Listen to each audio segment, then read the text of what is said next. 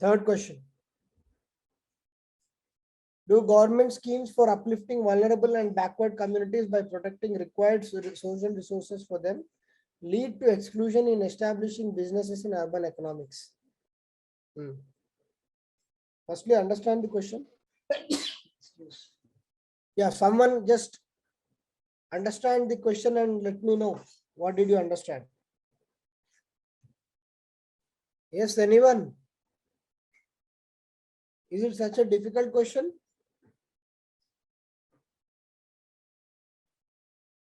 You people have answered that question.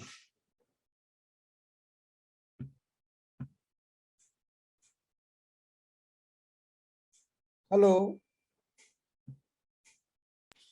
So with introduction, we can start the reasons why these government and welfare schemes led to their exclusion in establishing businesses in urban economics, and then we conclude through way forward how the same things will be implemented in a better way, which will include them into the economy. Okay. I'm taking up your answer only. This is your answer sheet only, right? Yes, sir.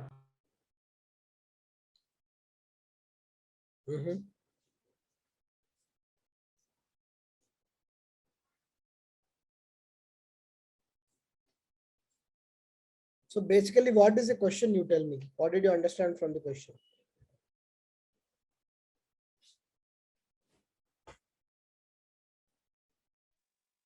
So the examiner asking, do really the schemes and welfare programs will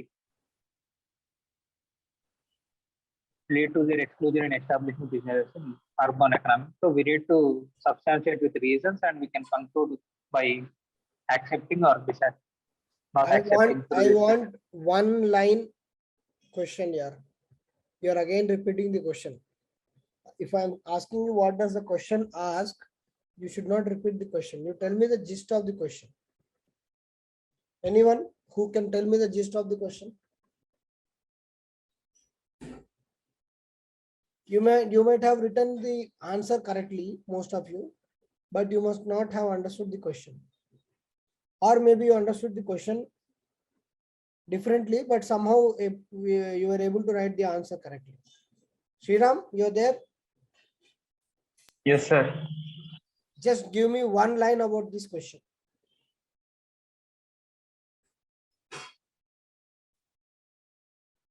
Are government schemes leading to their exclusion rather than their inclusion? In what sense? In their involvement, like rather what we call. So basically what they are saying is, just see, all such kind of difficult questions, you need to read multiple number of times to get the exact demand of the question. Of course, you have to address the one by one, as you people are doing underlining and all, you have to address various aspects of the question, no doubt about it. If you ask me one line of the question, yes, Vasavi, you just see what Vasavi has written. That is the one line of the question. You can write other aspects of the question, but the core demand of the question, I always keep repeating this core demand. The core demand of the question is, are government schemes discouraging entrepreneurship? No, not that, Bhaskar. What Vasavi has written is the core demand of the question. Agree, Jitendra, Sriram and others? You are able to see what Vasavi has written in chat window? Yes, sir. Is that the core demand of the question, Jitendra? You agree or do you want to debate? You are free to disagree. Agreed, sir, not complete. You are free to disagree. And if you're disagreeing, let us know why you're disagreeing. I agree, but we need to address the other aspects also. We cannot debate I am only also in saying, lines of. I am also saying that you have to address other aspects. I am asking you what is the corest demand of the question. Is that one line core demand or not? Yes, sir. Sriram, agreed? Yes, sir. Okay, basically, Now, I always keep telling you the approach, right? The core demand of the question shall be addressed and the other aspects should be dressed up. I am not at all denying that. But the answer should always reflect the core demand of the question. Now that you understand, and simply they are saying, are the social schemes making people lazy or killing the entrepreneurship in them? Instead of asking directly, they are asking indirectly that are government schemes for uplifting the vulnerable and backward communities by protecting their social resources, making them or excluding them from setting up businesses in urban economics. That means you have to now tell about the social schemes and their impact on the vulnerable and backward communities. Are they really making them away from entrepreneurship or sometimes promoting them for entrepreneurship? You have to give some examples of the schemes which are pulling back people, some examples of schemes which are pushing the people to take up entrepreneurship, and then conclude in a very positive and optimistic way. Here in this question, you can use the example of SHGs. SHGs like NRLM. You can take the NRLM is a government scheme. National Rural Livelihood Mission is a government scheme. It is for uplifting vulnerable and backward communities. And as a result of NRLM, you have SHGs. And we have examples of SHGs becoming entrepreneurships. And the answer is about urban economics. So how far these vulnerable sections have come to the urban city and become an entrepreneur? So very rare case studies. So what are the difficulties? Because the schemes generally are rural background oriented. If you take the scheme like MG Narega, it is about rural setup only. People in rural areas are guaranteed certain employment. Urban area people are not having scheme like MG Narega. So people are not willing to come to urban cities. Even during COVID-19 pandemic, we have seen people who have gone back have settled in MG Narega schemes. And then you have to give other measures as to what are discouraging people from establishing businesses. So what is required to establish a business? You should have money, that is money, manpower, and then the business acumen or the skill set. Okay. Then you write what are the lacunae which are there, or lacunae which are impacting the setting up of business in urban economics, and then give out certain government schemes which are actually promoting entrepreneurship, like Startup India, Stand Up India. Stand Up India is for establishing businesses by vulnerable classes and women. Stand Up India. Startup India is a common platform. Stand Up India is exclusively for vulnerable classes and women for setting up businesses. You have to mention them.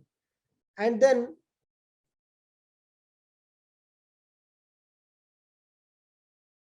you have to conclude in a positive way that we need more entrepreneurs who can, because entrepreneurs can generate a lot of employment and put proper use to our demographic dividend. So that is how you conclude. Okay.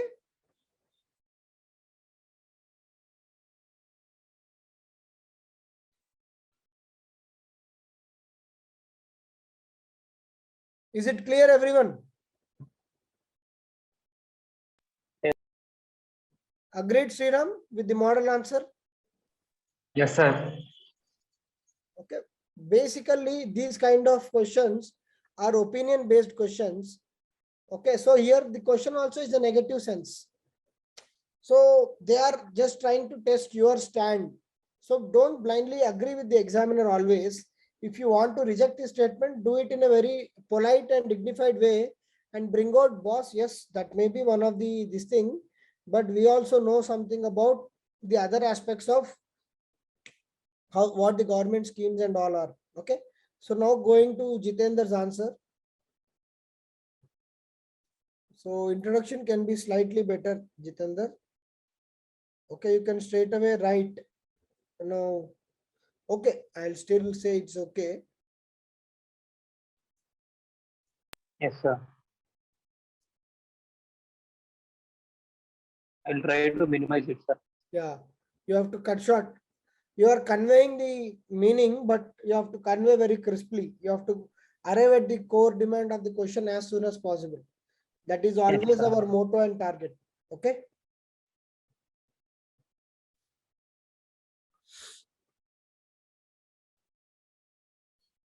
Okay, you are trying to mention. But then why government schemes? You are directly writing government schemes. You have to write what are the question is about, are government schemes responsible for exclusion? Okay, you need not mention the government schemes here. Yeah, sir. I'll change it. You can straight away come to reasons for exclusion. Yeah, sir. Okay, slightly you have gone off track in this question. Okay, you have not addressed the core demand of the question. You have mentioned the points like, lack of skill development, prejudice. Okay, these are reasons for exclusion. Okay. Yes, sir. Reservations in promotion. Controversial point. Don't write second one. Okay, sir. Education incentives like reservation.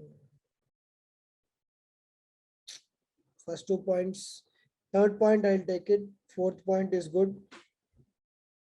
You can make another points like lack of sensitivity, stratification. Okay. Populistic skill, hunger, and opportunity spirit. No. Very generic points. Okay. If you want to say, like, you can say sometimes Manrega is also discouraging. Okay, you can speak about MG Narega also. It is sometimes discouraging. It is not giving the kind of boost to entrepreneur spirit. Okay. Last point I mentioned it. It didn't promoting skill development.